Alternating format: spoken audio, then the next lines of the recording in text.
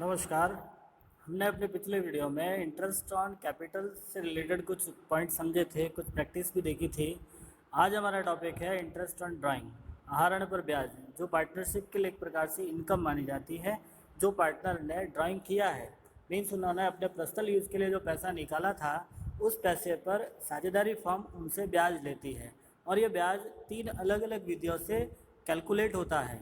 हमारे पास 3 अलग अलग मेथड है, साधारण विधि, गुणनफल विधि और औसत अवधि विधि। देखिए तीनों विधियां किस समय अप्लाई की जाती हैं। तो पहला मेथड सिंपल मेथड, इस मेथड को कब अप्लाई करेंगे? तो एक कॉमन सी बात है, जब साझेदार पूरे साल में वर्ष भर में एक बार ही आहरण करते हैं। जैसे ही partner during the year one time drawing करेंगे, उस कंडीशन में हम सिंपल मेथड यूज़ करते हैं। लेकिन यदि पार्टनर एक साल में एक से अधिक बार आहरण करता है, मीन्स बार बार आहरण करता है, लेकिन उसकी आहरण की राशि और समय अंतराल, कहने का मतलब ये है कि जैसे ड्राइंग पहला 1 अप्रैल को किया, फिर 1 जुलाई को किया, 1 अगस्त को किया। कहने का मीन्स ये है कि जब आपका ड्राइंग अलग अलग टाइम पीरियड में अलग अलग अमाउंट से जब ड्राइंग होता है, उस कंडीशन में हम प्रोडक्ट मेथड या गुणनफल विधि अपनाते हैं। तीसरा हमारा है एवरेज मेथड। देखिए ये मेथड काफ़ी इंपॉर्टेंट है, एग्ज़ाम की दृष्टि से हमारे से रिलेटेड क्वेश्चंस भी ज़्यादातर पूछे जाते हैं। ये मेथड कब अप्लाई होता है? तो साल में जब कंटिन्यू वर्ष में लगातार समान राशि से, देखिए आप इसको स्पेशली समझने की कोशिश करना, समान राशि और समान समयांतर, मीन्स एक बार ड्राइंग किया है तो उसी टाइम पीरियड के अकॉर्डिंग उसी अमाउंट से जब हम ड्राइंग करते हैं तो उसे कहते हैं एवरेज मेथड। नेक्स्ट, तो ये तो थी तीनों मेथड के बारे में हमने क्विकली समझा था। अब हम तीनों मेथड को थोड़ा सा डिस्क्राइब करते हैं। जैसा आपको दिख रहा है, पहला साधारण विधि। साधारण विधि में आप इंटरेस्ट ऑन ड्राइंग कैलकुलेट करने के लिए एक फार्मूला यूज़ करोगे, interest on drawing equals to drawing into rate by 100 into time by 12। देखिए ड्राइंग जो आपको सवाल में अमाउंट दे रखा है, आपको रेट दिया हुआ होगा, टाइम का मीन्स जब सवाल में डेट दी हुई है। मेरी बात आप स्पेशली समझने की कोशिश करना, जब सवाल में डेट दी हुई है। फॉर एग्ज़ाम्पल आपने देखिए, फॉर एग्ज़ाम्पल जैसे मान लीजिए आपको सवाल में डेट दिया हुआ है कि ए ने 1 अप्रैल 2010 को 20,000 का आहरण किया 10% वार्षिक ब्याज देना है। ठीक है, खाते 31 दिसंबर को बंद किए जाते हैं। तो ये जैसे मान लीजिए आपका एग्जाम्पल है, ए ने ड्राइंग कब किया? 1 अप्रैल को, खाते बंद हो रहे हैं 31 दिसंबर को। हमारा interest on drawing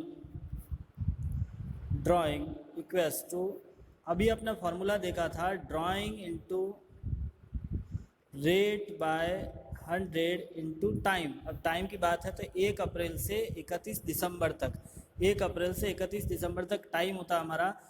April, May, June, July, August, September, October, November, December, means 9 months. तो मल्टीप्लाई बाय 9/12। अब हम इसको सॉल्व करेंगे तो हमारा अमाउंट आता है, 2 जीरो से 2 जीरो गया,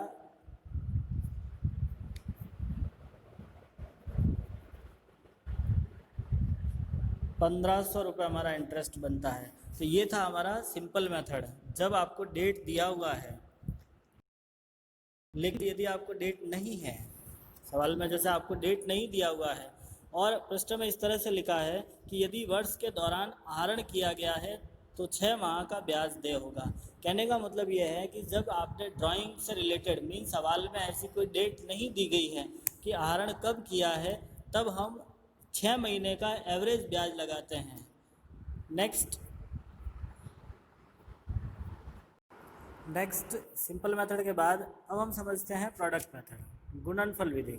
देखिए गुणनफल विधि के बारे में हम थोड़ा सा पहले समझ चुके हैं। ये मेथड हम कब अपनाते हैं? तो ये मेथड हम जब साझेदार वर्ष में एक से अधिक बार ड्राइंग करता है, मीन्स बार बार ड्राइंग करता है unequally time period and unequally amounts को लेकर, तब हम इस मेथड को यूज़ करते हैं। इस मेथड को समझने के लिए एक एग्जाम्पल हमारे सामने है जैसा कि इस क्वेश्चन में लिखा है, एक साझेदार ने 1 जुलाई 2010 को 4,000, 1 अगस्त को 2,000, 1 दिसंबर को 6,000, 1 फरवरी को 5,000। मीन्स एक पार्टनर ने साल में 4 बार ड्राइंग किया है और चारों ही बार अलग अलग अमाउंट अलग अलग टाइम पीरियड में किया है।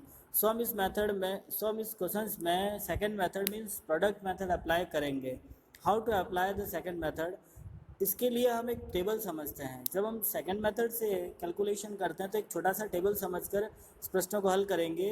आप इस टेबल को इस तरह से बनाओगे, सबसे पहले आपका कॉलम होगा date, second column amount, third month and fourth product.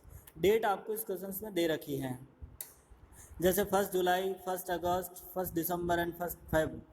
साथ में अमाउंट भी दिया हुआ है 4,000, 2,000, 6,000, 5,000। इन दोनों को लिखने के बाद अब हम यहाँ पे टाइम पीरियड कैलकुलेट करते हैं। मीन्स आपको मंथ काउंट कर रहे हैं, मंथ कहाँ से कहाँ तक लेने हैं। तो जिस दिन आपने आहरण किया है वहाँ से आपका ईयर क्लोज होता है, मीन्स क्लोजिंग डेट तक। और इस क्वेश्चन से अपना क्लोजिंग डेट है 31 मार्च। तो पहला ड्राइंग था 1 July, 1 July to 31 March 9 month, 1 August to 31 March 8 month, 1 December to 31 March 4 month and 1 Feb to 31 March 2 month. ये आपने मंथ काउंट किए। इस मंथ के बाद अब हम प्रोडक्ट निकालते हैं। प्रोडक्ट निकालने के लिए हमारे पास में अमाउंट और मंथ को मल्टीप्लाई करते हैं। मीन्स आपको अमाउंट और मंथ को गुणा करना है। 4,000 into 9 36,000, 2,000 into 8 16,000, 6,000 into 4 24,000 and 5,000 into 2 10,000। ये आपका प्रोडक्ट हो गया। अब हम प्रोडक्ट की टोटल करेंगे। हमारा प्रोडक्ट की टोटल आ रही है 86,000। फिर आप इसका फार्मूला अप्लाई करोगे। आपके सेकंड मेथड में इंटरेस्ट ऑन ड्राइंग निकालने का फार्मूला होता है total of product into rate by 100 into 1/12। याद रखिएगा आप यहाँ पे total of product into rate by 100 into 1/12। आपका टोटल ऑफ प्रोडक्ट है 86,000 इंटू रेट दिया हुआ है क्वेश्चन में 6% इंटू 1/12। आप इसको सॉल्व करोगे, आपका इंटरेस्ट ऑन ड्राइंग आएगा 430 रुपीज़। ये था हमारा सेकंड मेथड। नेक्स्ट आपका आता है थर्ड मेथड। थर्ड मेथड है आपका एवरेज मेथड। ये मेथड कब लगता है तो इसके बारे में भी हमने थोड़ा सा पहले समझा था। ये आपके लिए काफ़ी इम्पोर्टेंट मेथड है। इस मेथड में आप समझिएगा जब पार्टनर कंटिन्यू ड्राइंग करता है। फर्स्ट पॉइंट इसके लिए ये होना चाहिए कंटिन्यू, मतलब एक बार जब ड्राइंग स्टार्ट हो जाए तो बीच में बंद नहीं होता है। सेकंड पॉइंट, इसमें समान राशि अप्लाई की जाती है और समान समय होता है। इसके लिए आप एक फार्मूला अप्लाई करोगे, interest on drawing equals to total drawing into rate by 100 into average period. देखिए टोटल ड्राइंग, आप टोटल ड्राइंग कैसे काउंट करोगे तो हमने यहाँ पे एक छोटा सा फार्मूला लिखा है total drawing equals to drawing into time. Means आपने कितनी बार ड्राइंग किया है, इसको थोड़ा सा हमने आगे डिस्क्राइब किया है। आप समझने की कोशिश करोगे। टोटल ड्राइंग ज्ञात करने के लिए एक पार्टनर ने एक साल में जितनी बार ड्राइंग किया है, फॉर एग्जांपल आपको सवाल में नीचे लिखा है कि ए जिसने 1,000 रुपये प्रति माह आहरण किया है। हम समझ सकते हैं एक साल में 12 महीने होते हैं, प्रति माह मतलब हर महीने 1,000 रुपये निकाला तो 12 महीने का 12,000 रुपये, तो आपका टोटल ड्राइंग हो गया 12,000। ठीक इसी प्रकार से प्रश्न में यदि आपको त्रैमासिक मीन्स पर क्वार्टर प्रति 3 माह यदि हम ड्राइंग करते हैं तो एक साल में 4 क्वार्टर होते हैं, 3-3 महीने के 4 क्वार्टर होते हैं। तो हम मान लीजिए प्रश्न में आपको लिखा ए ने 4,000 रुपये प्रति त्रैमासिक आहरण किया है। तो त्रैमासिक किया मीन्स आपका 4,000 इंटू 4 इक्वल्स टू 16,000। तो ये आपका टोटल ड्राइंग था।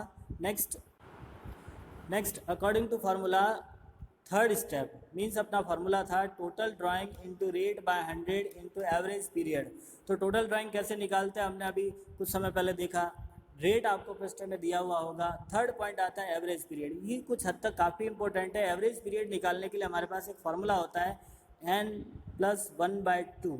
मीन्स अब यहाँ पे आपको सवाल में समझना होगा कि आपने ड्राइंग किया कब है। मीन्स पहली तारीख को किया है, बीच वाली तारीख को किया है या लास्ट डेट को किया है। देखिए एक पार्टनर अपना ड्राइंग फर्स्ट डेट को भी कर सकता है, मिडल डेट को भी कर सकता है, एंड ऑफ द मंथ भी कर सकता है। तो यदि आपने ड्राइंग पहली तारीख को किया है, प्रत्येक माह की पहली तारीख को ड्राइंग किया है, तो एवरेज पीरियड निकालने के लिए फार्मूला होता है n+1/2।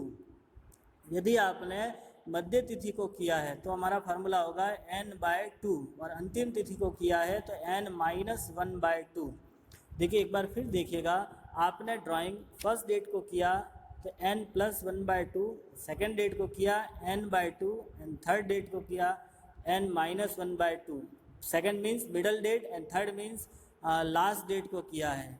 ठीक इसी प्रकार से ये ड्राइंग यदि आपका क्वार्टरली है, प्रत्येक 3 माह की प्रथम तिथि है तो n+3/2, मध्य तिथि है तो n/2 एंड लास्ट डेट है तो n-3/2। देखिएगा प्रत्येक महीने की पहली तारीख n+1, प्रत्येक महीने की मध्य तिथि n/2 एंड लास्ट डेट है तो n-1।